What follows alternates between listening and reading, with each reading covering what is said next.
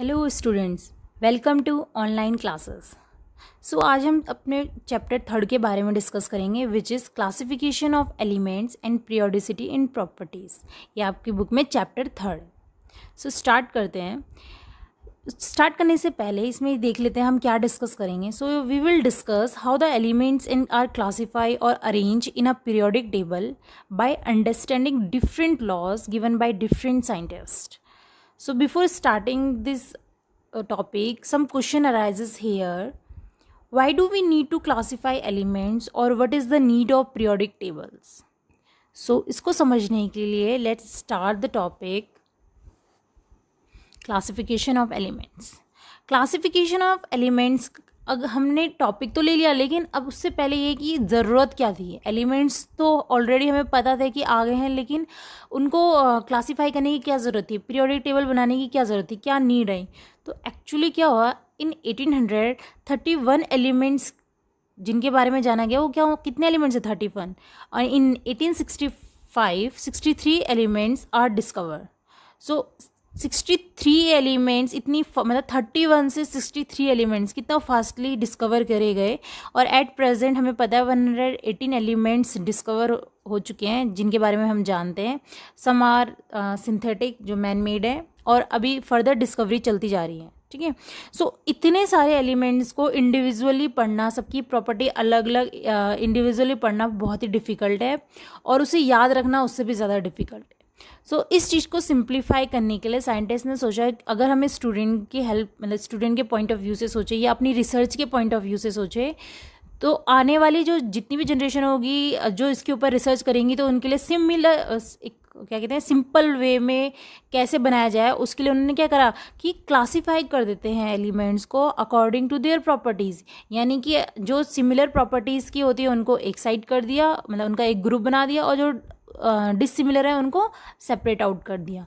इस तरीके से क्या हुआ है कि हमारे जितने भी सिमिलर प्रॉपर्टीज़ कंटेन करते हैं जो एलिमेंट्स, उनको एक ग्रुप में कर दिया, और जो नहीं करते उन्हें दूसरे ग्रुप में कर दिया। ठीक है। यानी कि जैसे अगर नॉर्मल एग्जांपल से समझे, तो आपके स्कूल में अगर मान लो कि स्कूल की बिल्डिंग में 3 फ्लोर्स हैं, फर्स्ट फ्लोर, ग्राउंड फ्लोर है, फर्स्ट फ्लोर है, सेकंड फ्लोर है।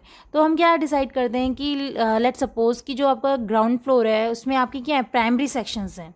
ठीक है। यानी कि 1 to आपके जितने भी 1 to 6, सपोज कि आपके LKG UKG और 7th क्लास तक आपको ग्राउंड फ्लोर में बच्चों को अरेंज कर दिया। उसके बाद आपकी जो थोड़ी अपर क्लासेस है, यानी कि 8th to आपकी 10th क्लास है, उसको अरेंज कर दिया। एंड आफ्टर दैट आपकी सीनियर मोस्ट क्लास। तो हमने फ्लोर के हिसाब से क्या है, क्लास को अरेंज कर दिया कि इतनी। तो उस वे में वैसे ही आपके पीरियोडिक टेबल में क्या है, एलिमेंट्स को on the basis of their properties उनको अलग अलग ग्रुप में अरेंज कर दिया। इसीलिए हमें जस्ट टू सिंप्लीफाई और टू स्टडी, और क्या कहते हैं, अपने मेथड्स को, जितने भी मेथड्स होते हैं कि आगे डिस्कवरी में हेल्पफुल हों, तो उसको सिंप्लीफाई करने के लिए क्या करा, पीरियोडिक टेबल में अरेंज किया गया। स्टार्ट करते हैं classifications of elements. Arranging the elements in such a way that similar elements are placed together while dissimilar elements are separated from one another is known as classification of elements. यह हम already discuss कर चुके हैं। And this lead to the formulation of periodic table. और यही classification of जो आपका elements है, वो क्या है, रीज़न बना कि पीरियोडिक टेबल क्रिएट करा गया। ठीक है। अगर हमें एक तरीके से हमने बोल दिया कि अगर एक ग्रुप जो एलिमेंट्स सिमिलर प्रॉपर्टीज़ कंटेन करते हैं, उनको एक ग्रुप में कर दिया, उन्हें अलग कर दिया, बाकियों को अलग कर दिया, तो जो उस टाइप की प्रॉपर्टी है उसको भी क्या कर दिया, एक सिंपल वे में उन्होंने टेबल की फॉर्म में अरेंज कर दिया, और उस टेबल को हम क्या बोलते हैं, periodic table. Periodic table is nothing, is just the arrangement of known elements according to their properties in a tabular form. ये था आपका क्लासिफिकेशन ऑफ एलिमेंट्स और पीरियोडिक टेबल्स। नेक्स्ट हम पढ़ते हैं, डिफरेंट लॉज आए। अभी हमारे काफ़ी लॉज ऐसे आए थे। अभी तो हम मॉडर्न पीरियोडिक टेबल के बारे में पढ़ते हैं, लेकिन बिफोर दैट कि एलिमेंट्स तो आ गए, एलिमेंट्स को अरेंज भी कर दिया, बोला कि हाँ ठीक है, पीरियोडिक टेबल में अरेंज कर देते हैं। अब उसको अरेंज करने के लिए भी कुछ लॉज आए गए, जो डिफरेंट साइंटिस्ट ने अपने अपने अकॉर्डिंग दिए गए। उसमें से नंबर 1 आपका है डॉर्विनियर ट्रेट्स। अब ट्रेड्स से ही आप समझ सकते हैं, एक तरीके से समझ सकते हो 3 का आंकड़ा, ठीक है, यानी 3-3 के पेयर बना के एक ग्रुप में 3 जनों का पेयर बनाकर इस लॉ ने क्या करा, अपनी बात स्टार्ट करी। So according to this law या according to this scientist, elements are classify in groups of 3 elements are called triads. According to this, the element in trades had similar properties and atomic weight of middle member of each trade is very close to the average of other 2 elements. So basically, according to this law, जो elements हैं, मैंने बताया trades का मतलब होता है 3 का pair या आंकड़े से समझ सकते हो 3 का आंकड़ा, ठीक है। उनको क्या करा, एक ग्रुप में 3 मेंबर करा गया और इन्होंने बोला कि जो आपके फर्स्ट और थर्ड आपके एलिमेंट है उनका जो एटॉमिक वेट है, ठीक है, वो क्या होगा, उन दोनों का अगर हम सम अप करेंगे और एवरेज निकालेंगे तो वो किसके बराबर आएगा, मिडिल मेंबर के, ठीक है। एग्जाम्पल से समझ लेते हैं। जैसे यू कैन सी हेयर, आपके हैं आयरन, कोबाल्ट, निकल, एटॉमिक वेट आपको मेंशन किया गया और लास्ट कॉलम क्या है, उनका एवरेज निकाला गया, ठीक है। तो जो आपका आयरन, कोबाल्ट, निकल है, आयरन का क्या है 55.85, निकल का 58.71 और इनका एवरेज करके क्या आता है 58.93। बट दिस ट्रेड जो आपका ये लॉ है ये इस चीज़ को एक्सप्लेन नहीं कर पाया, इसीलिए हमने वहाँ पर डायरेक्ट मेंशन कर दिया, मतलब उसने इस फॉर्मूले से मेंशन नहीं करा था। बट अगर हम कैलकुलेट करें तो हमारा अगर अकॉर्डिंग हम चले तो यही आएगा, ठीक है। अगर लिथियम का केस देखो आप, lithium, sodium, potassium, lithium having atomic mass 7, potassium 39। अब हम ये लॉ क्या बोलता है कि फर्स्ट और अगर हम सेकेंड को सम अप कर दें और डिवाइड बाय 2 कर दें, यानी उनका मीन निकाल दें, तो क्या आएगा, वो सेकेंड जो सोडियम है उसके एटॉमिक मास के बराबर आ जाएगा। सो अगर आप 7 + 39 डिवाइड बाई 2 करो तो वो क्या आएगा 23, और 23 क्या है, एटॉमिक मास ऑफ सोडियम। सो ये लॉ यहाँ फुलफिल हुआ। नेक्स्ट जो एग्जांपल है वो है क्लोरीन, ब्रोमीन एंड आयोडीन का। क्लोरीन का हमने एटॉमिक जो मास है वो क्या है 35.5, आयोडीन का 127, दोनों का हमने मीन निकाला तो क्या है 81.27। सो जो ब्रोमीन का एक्चुअल जो एटॉमिक मास होता है वो क्या होता है 80 और इसके अकॉर्डिंग 81.27। सो समथिंग अप्रॉक्स आया आपकी क्या है ब्रोमीन के एटॉमिक मास की। सो ये लॉ क्या बोलता है कि जिनका भी एटॉमिक जो ये प्रॉपर्टीज़ हैं इसके अकॉर्डिंग क्या है कि लिथियम, सोडियम, पोटेशियम एक ही ग्रुप के मेंबर होंगे। 3-3 का पेयर बनाया है, क्लोरीन, ब्रोमीन, आयोडीन एक ही ग्रुप के मेंबर होंगे, ठीक है। तो जो उन्होंने फर्स्ट और थर्ड का जो एवरेज मास है वो क्या बताया कि सेकंड वन के बराबर होगा।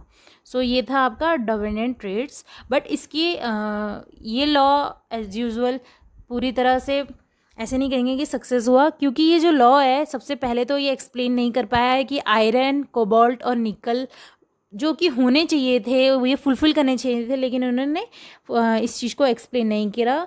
और सेकेंड वन कि जो डिस्कवरी थी फर्दर एलिमेंट्स की जो हुई थी उसको कैसे अरेंज करे गए ये भी नहीं बताया था। यानी कुछ ही एलिमेंट्स पर इन्होंने ये लॉ फुलफिल करा, बाकी एलिमेंट्स के बारे में इन्होंने कोई जानकारी नहीं दी। तो एक तरीके से बोल सकते हैं ये इसका ड्रॉबैक्स था, ठीक है।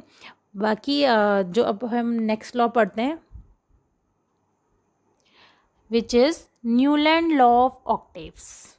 न्यूलैंड लॉ ऑफ ऑक्टेव्स, और ऑक्टेव्स का मतलब ही समझ लो 8, ठीक है। 8 को ही तो बोलते हैं हम ऑक्टेव्स। तो ये लॉ क्या बोलता है बेसिकली, ऑक्टेट से आप बहुत सारी चीज़ें समझ सकते हो, भी समझेंगे क्या हमें इसमें याद रखना है।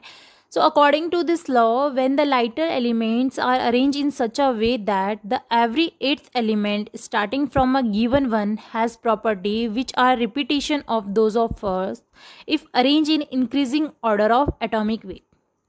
बेसिकली कि जो आपका न्यूलैंड लॉ ऑफ ऑक्टेव्स था, इन्होंने क्या बोला था कि जो आपका फर्स्ट एवरी जो आपका 8th एलिमेंट है, ठीक है, अगर आपने 1 2 3 4 5 6 7 8 में ऐसे अरेंज किया गया तो जो आपका 8th एलिमेंट है वो क्या करेगा कि आपके जो फर्स्ट एलिमेंट है उसकी तरह प्रॉपर्टी शो करेगा, यानी कि वो प्रॉपर्टी रिपीट होगी।